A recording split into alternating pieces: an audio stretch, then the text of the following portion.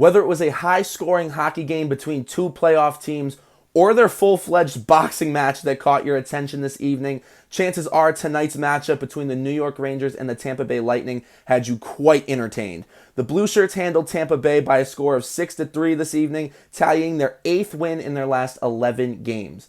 What made the near constant fighting quite ironic was how sentimental the night began as Rangers captain Jacob Trouba was awarded the Rod Gilbert Mr. Ranger Award in ceremony before puck drop, recognizing Trouba's leadership qualities both on and off the ice. Not as many rebound opportunities, and that certainly helps the goaltender best.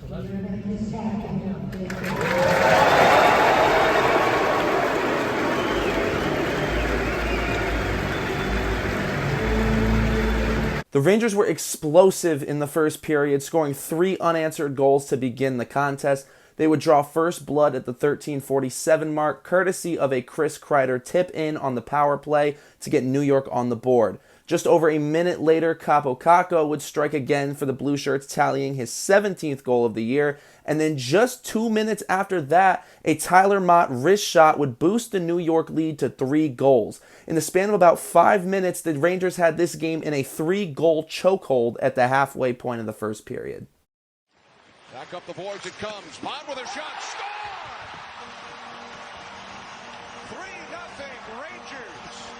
Just as this game appeared to be getting out of hand, an Alex Killorn goal on a Lightning power play got Tampa Bay on the board at the 9:20 mark, and this Tampa Bay momentum would carry over into our action in the second period as well, as Darren Radish would sling one past Igor Shesterkin to cut the New York lead to 1 goal.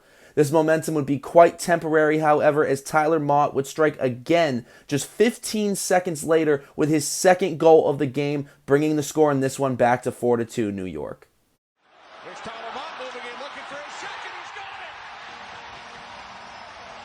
Now this game was quite physical from the jump, but it would be safe to say that the next Tampa Bay goal was the catalyst incident to tonight's tension. Brandon Hagel would score a breakaway goal that upon first glance did not clearly cross the red line. So players, officials, and fans were somewhat unsure of what the actual ruling would be. In a cheap attempt to ensure that it was a goal, Alex Killorn slashed Igor Shesterkin while he was trapped in his own net trying to guard the puck. It was an attempt to free the puck, and it was met by an angry Ryan Lindgren who was throwing punches, likely quite enraged by the cheap shot on his own goaltender. Cirelli in a race for it. Cirelli moving it on Shesterkin and makes the stop. And the rebound looked like it crossed the line. Now the third period of this game was run by New York. Chris Kreider would record his second goal of the game, rebounding a shot off the post from Mika Zibanejad to extend the Rangers' lead to 5-3. And then, following right behind him a few minutes later, would be an Artemi Panarin wrist shot to practically put this one away, bringing the score to 6-3. Tampa would not score again after this. However, the fighting did continue. Panarin under a minute remaining on the penalty. Panarin shoots, he scores!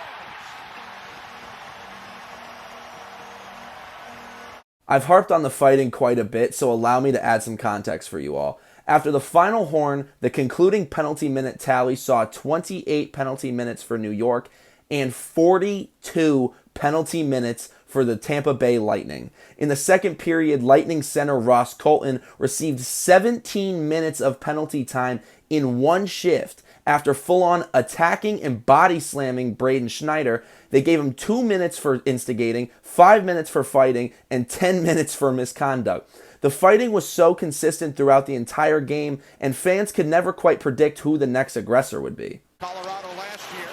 Paul flattened by Schneider. Now a penalty coming up as Colton steps in. Following a fantastic 2-goal performance from Tyler Motte, I asked him during post-game availability if there was any adjustment that needed to be made mid-game due to the constant fighting and unprecedented aggression between the two squads tonight. I don't think there's a change in the game plan at all. I think sometimes games go that route, whether it's due to things getting called or not called. I think this time of year you're always expecting a little bit more physicality. Sometimes the penalty minutes ramp up, sometimes you see these guys fight, and sometimes you just see scrums. And I think that's just what happens this time of year. Again, two teams that are just competitive, but there's no change to the game plan by any means. I think this time of year is just expected.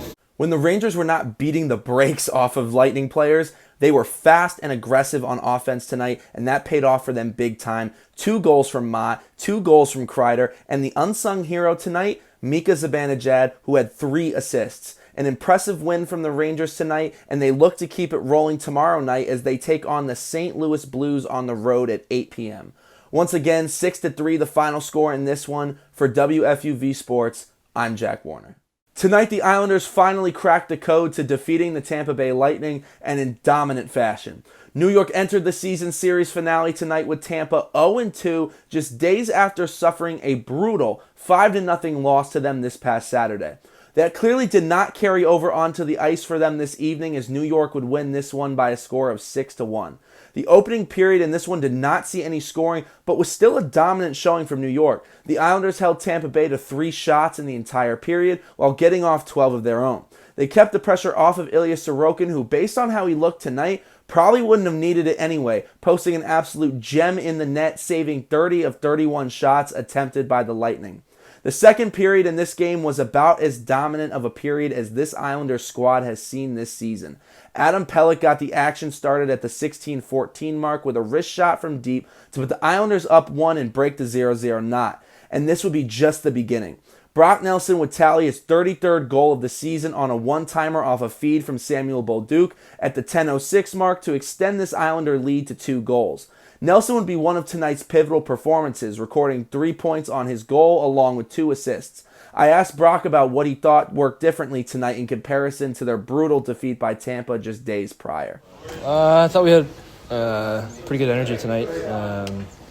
And maybe took advantage of a team that, back-to-back, tough back-to-back played last night. It was tight at first, and I thought we followed up with a good second, stayed aggressive, and created quite a few chances. Less than a minute after Nelson's goal, Kyle Palmieri would join in on the fun with a wrist shot to make this a 3-0 game at the 8:53 mark.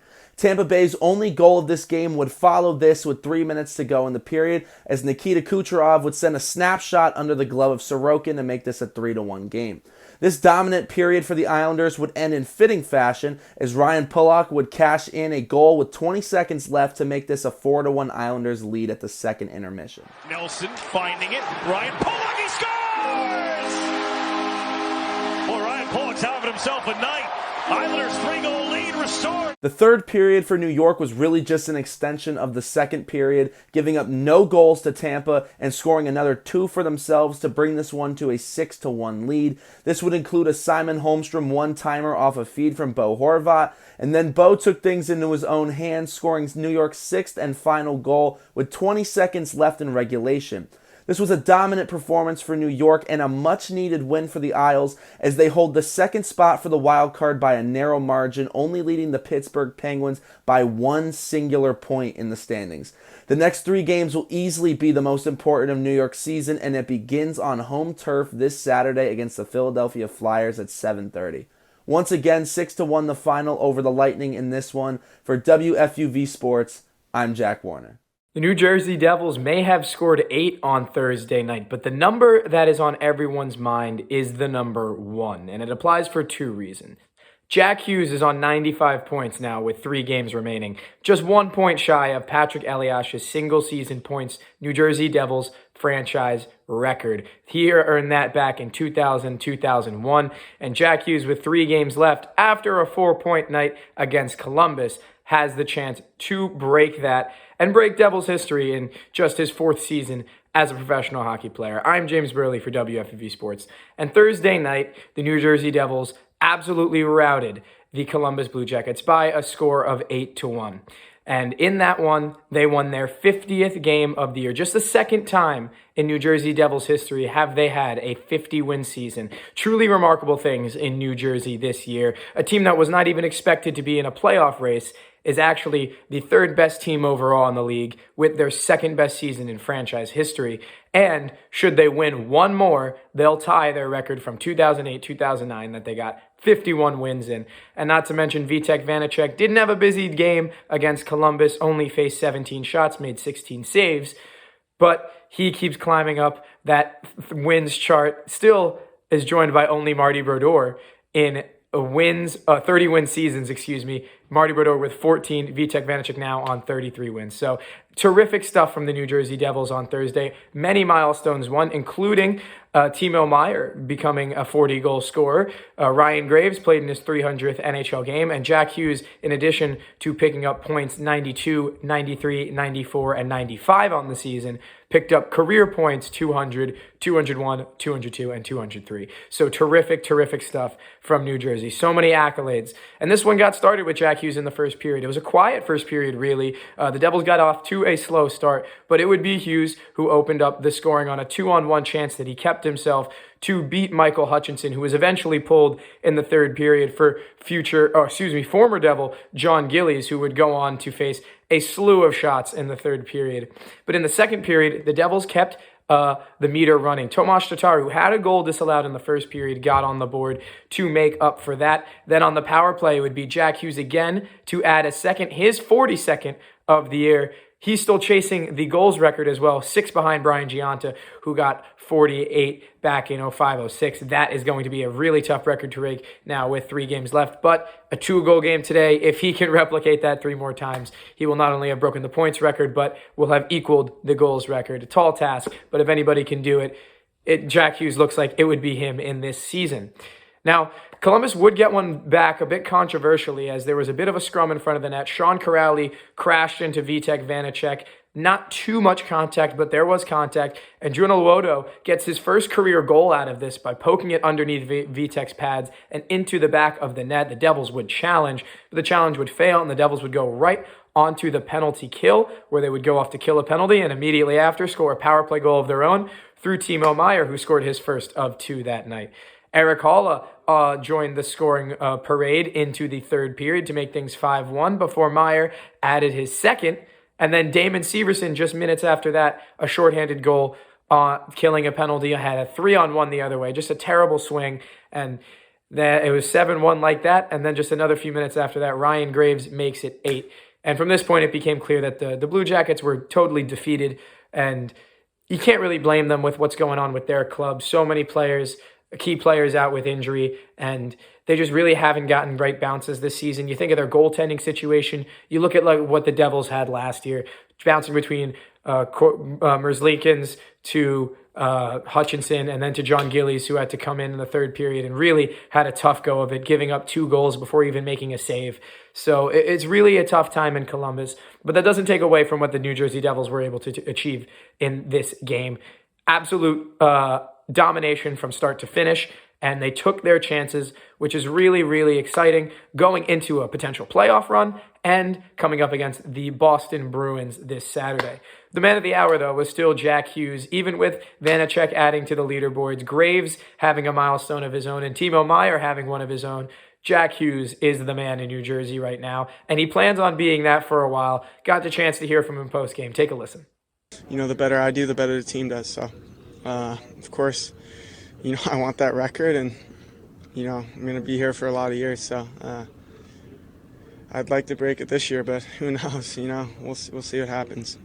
Either way, we just got to go out. We're going to play a good team in the playoffs no matter what, and, you know, I think a lot of guys would be really excited to play the Rangers, and so, yeah, I mean, we can't really control what we can do, but, you know, we got 3 more hockey games, and we'd like to win them all. So while Jack Hughes and the Devils look to make a little more history with the 3 games they have left in the 2022-2023 season, there is so much more to be excited about looking into the playoffs, where if they catch the Carolina Hurricanes, who now they're just a couple points behind with a game ahead of the Hurricanes now, they could play potentially the New York Islanders for an all-New York battle in the Metro versus the first wildcard seed, because let's face it, Boston's got the top spot locked. And then you also have a chance where they play the New York Rangers as the 2 versus the 3. And that would be a ridiculous series going back to 2012, 2008, and 94. So many iconic series between these 2 teams. To have the chance to see that again this year in the playoffs, as unlikely as it was before the season started, it looks like the writing's on the walls for Devils Rangers in the playoffs. But first, the Devils will have to travel to Boston this weekend to take on the Bruins for what is, I think, a really, really great test ahead of the playoffs. That's the best of the best in the NHL. If you can take care of Boston in Boston, which is a really tall task, and very few teams have been able to do that this year, well, then I'd like your chances going into the playoffs. So we will wait and see what the New Jersey Devils can do on the road this weekend. But for now, they take care of business at home against the Blue Jackets by a whopping score of 8-1. For WFUV Sports, I'm James Birle, and I will see you guys next time.